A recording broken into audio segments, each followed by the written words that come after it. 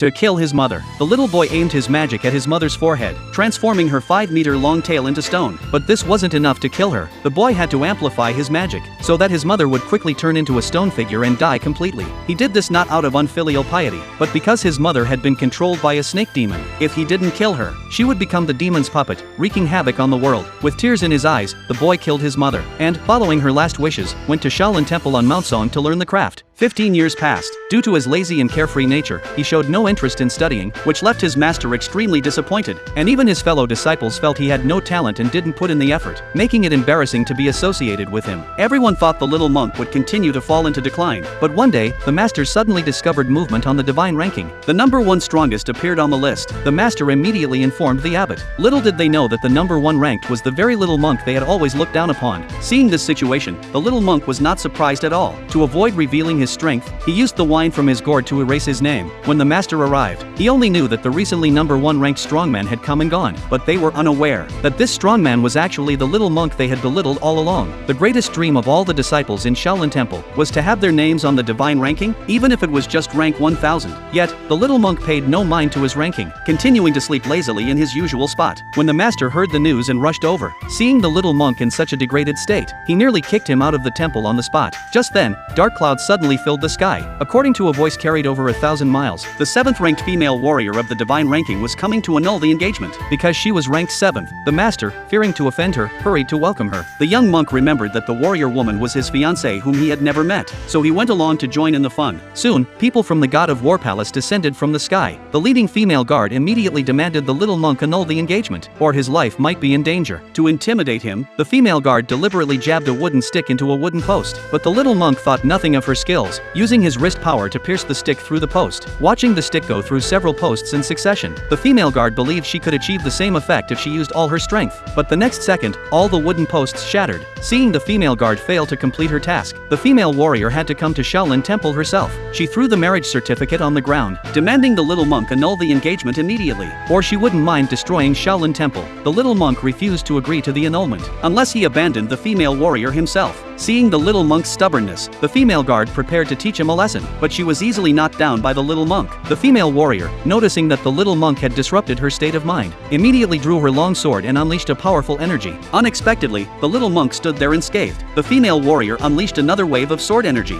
This time, the little monk couldn't resist and fainted. Everyone thought the little monk was surely dead this time. Little did they know, after being impacted, his consciousness fell into a realm of illusion. In this virtual realm, he recalled his mother's last words to him as a child. His mother, controlled by demons, had instructed him to seal her immediately, to prevent the demons from fully controlling her and stealing the divine order. She told the little monk to go to Shaolin Temple on Mount Song to guard the divine order in her stead. Meanwhile, the saintess, aware that the divine order was hidden in Shaolin Temple, prepared to force her way into the temple to seize it, in order to quickly enhance her own cultivation.